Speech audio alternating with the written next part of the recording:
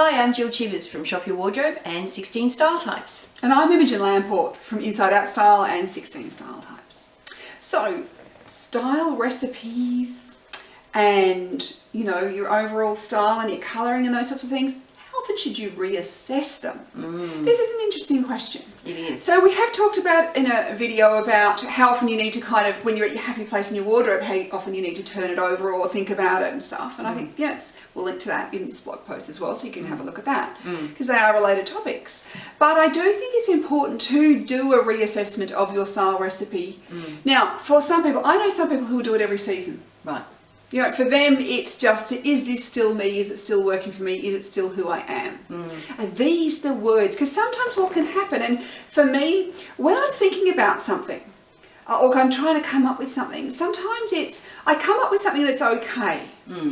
But then every time I read a book, or I watch something, or I'm having a conversation, and a word might pop up, and I go, oh no, that's a better word. Right. So I'm more than happy to that one and put the new one in. Right. Well, kind of like, so it's a kind of a little update here and there, because sometimes it can be, or sometimes you can realise, and this is one of the things I found fascinating with my 7 Steps group, is where they'll realise that what really matters, or the reminder they need. So often a style recipe is actually a reminder of what I'm really looking for.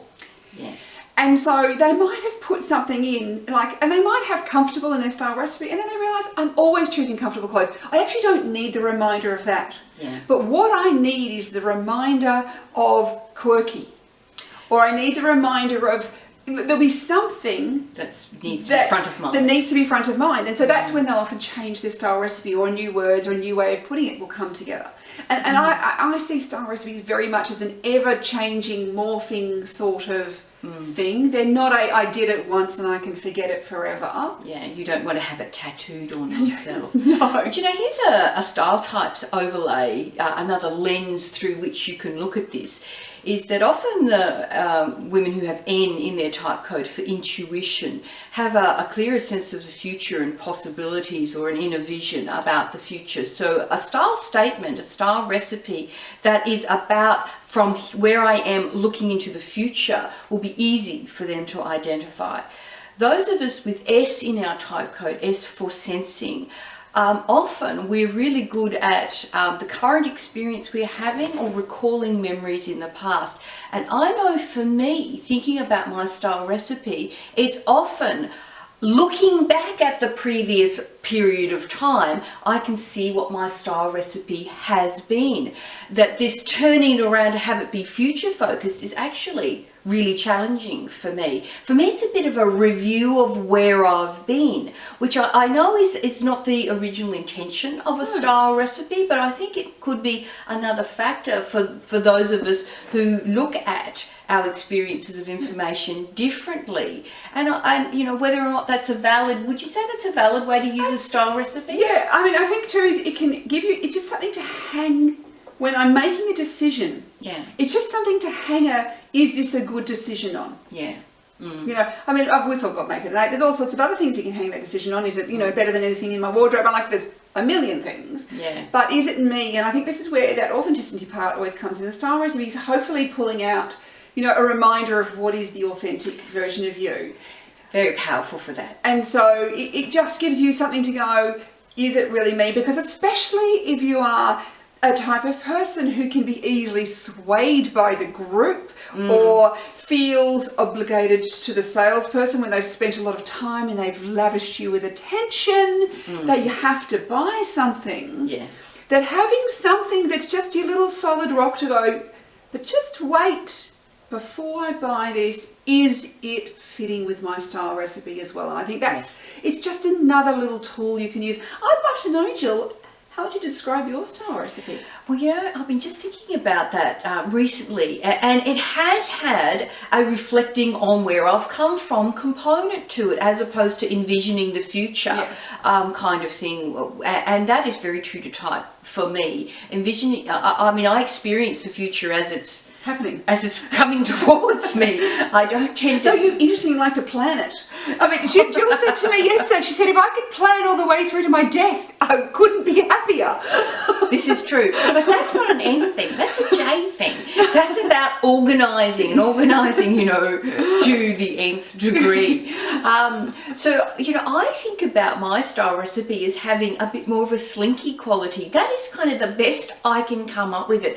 And that is to do with body image. It has to do with, bizarrely, might sound bizarre, flamenco and doing dancing and feeling, I don't think I've gotten any thinner necessarily from doing flamenco, but I feel stronger and I feel there's something about the particular art dance form of flamenco that has made me feel sort of more in my body and great about being my age and all of those kinds of things. And so this slinky thing is really, it's a personal experience thing, and you know, a sense of tactileness. Did you see how I did that? That kind of is great. Did you notice the animal print is not in her style recipe? Because it doesn't need to be. No, you know, I need no further reminder. Like that is not something like that's just part, you know, like that's, it's like, well, it needs to be, like there's some other things that probably you're going, it needs to be comfortable and it needs to be, you know, like, and it needs to have that my signature print,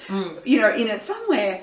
But it's the slinky, and it's interesting, you know, that's become part of your style recipe. Because yesterday Jill had a jacket made, and she said, like, there's something wrong with it, and she was asking me, I'm going, it's just like it's baggy of your boobs, and it's, you know, and this and here and here and there, and I'm like, that's not slinky. No. And so it's like, you can't wear that. That just doesn't fit with your style recipe. No, and I felt wrong in it all day, and I kept having to adjust it and sort of pretend in my mind it was a boyfriend jacket, although it's made out of ponte. Boyfriend is never slinky. No, exactly. It's a ponte jacket. It's supposed to be a slim fit. Yes. And, you know, so this is also another way that I often know only because I've put it on and I've experienced it for a period of time, because I don't really have that, you know, vision of myself, you know, moving into the future. That's not part of my psychological or style makeup. No, we've just got a plan for it. Got a plan, don't have a vision. This is true. But yeah, so I think when you're thinking about style recipes and stuff, do think about, is it still working? Does it still feel relevant? Yes. Does it suit who you are today? Yes. And if you're, you know, does it suit who you'd like to be in the future? Even if you don't know what that future is it taking it? Or if you have a plan for the future, is it going to help you get there? Yeah. Because that's the other way you can use it. It's something to go, well, if I want to be a X, Y, Z, or I want to achieve this, is this style recipe going to get me there? Because I think that's also just as important. So there's lots of ways of looking at style recipes, and we've got lots of posts on them which we will link to. Yeah, and we're also starting to do some more work linking style recipes with style types, and how that's an interesting enmeshing of things, and how you experience your style recipe through understanding of your core pillars for your style type and you as an individual as well. I think that's another interesting lens to look at your style recipe through. So I think now some people will be happier with their style recipe for a few years. Like mine has been functional individualist now for a few years, and it's still working for me. Like I don't feel like, though I'm starting to hit this point where I'm feeling like maybe I'm a little bit bored with it. And you know, I have noticed, if I may offer, a lot more flowiness to your style. Yes. That functional individualist, it's not as though it's wrong, it's just not completely accurate for some of the things I see in your style. But you know what's interesting to me is that's part of the, you know, there's an element that functional means a lot of stuff to me. So it's not the boring word that many other people hear. To me, functional means it functions for my life, it functions for the outfit, the outfit functions for the occasion, it functions for how I want to feel. So it's actually not about a kind of like a much more... Like an appliance like function. An appliance function sort of thing. So it actually... But I'm actually starting to get bored, and I think that's my end, my intuition that says, you know, I get bored and I want to do something, I want to change every now and again. So... But it doesn't not work for me still. And yes, I know what I'm wearing now is probably a bit more flowy than it has been. But yeah, but it's actually, but I go, no, I'm I'm still not going, well, is it still fitting with what I want? And that's, I think, the beautiful point of it. It's for you. Yes. And even though you can receive feedback, like that spontaneous feedback that Imogen didn't ask for that I just gave her, it's about you and your experience of your style and what works for you. And the input of others can be just useful data. Yes. I would always encourage a woman to use herself as her own yardstick. So, you know, it is for you. Yes. And what works for you. And the other part of the question was, is with colouring, how often do you reassess that? Right. And that's a simpler question. Right. Because really it's as your colouring changes with your age. So one of the things that happens, so we tend to have, I suppose, the major kind of age stages in life, which seem to happen with colouring, which is, you know, kind of birth to about 15, 15 to about 30, 30 to 45-ish. Depends, you know, like these are issues, you know, like 45 to 60-ish. Yeah. You know, like depending where you are. So things like going grey. At what age do you go grey? How grey do you go? How much does your hair colour change? Now, as this changes, skin pigments are changing. Now, it's not as obvious, but they are changing. Right. And this is why when people dye their hair back to their natural colour, the colour they might have had at 20, and it now looks harsh, like if I dyed my hair back to black, it looks incredibly harsh and old and witchy. Yeah. That's why I went blonde. Yeah. I don't have the skin I had at that age, which was that pure snow white skin. Don't have that anymore, apart from covered in pimples, as we discussed in another video. But it wasn't pure. But, you know, like, so I could wear the really bright colours then. Now I'm having to soften down a bit. And you know, like, so there is this process. So I often think it's when you start feeling like, is the colour wearing me? Right. Yeah. Is when I look in the mirror, is all I see colour? Or am I seeing me still? Am I seeing, is there a balance between me and the colours? You want the balance rather than, whoa, there's a whole lot of colour. Yeah. So often you'll find menopause will be a time, just because of the hormonal changes, often changes skin. And skin starts thinning out. There's some other things that go along with that. Yeah. But that then changes colouring. And, you know, when you decide if you're going to embrace the grey and if you've been dyeing your hair, that's another time to reassess your colouring. So people often ask me, how often should I have a colour analysis? And then the question is, well, when, you know, because it depends on when you had one to start with. Right. So did I have it 5 years before I kind of really changed, or did I have it 10 years before I changed? Right. So the answer is could be 5 years, could be 10 years, depending on where you are, how fast you're changing, all those sorts of things. And I think this is what's wonderful about your 18-group colour system and the work you do, particularly in 7 steps, that it's almost like a pathway.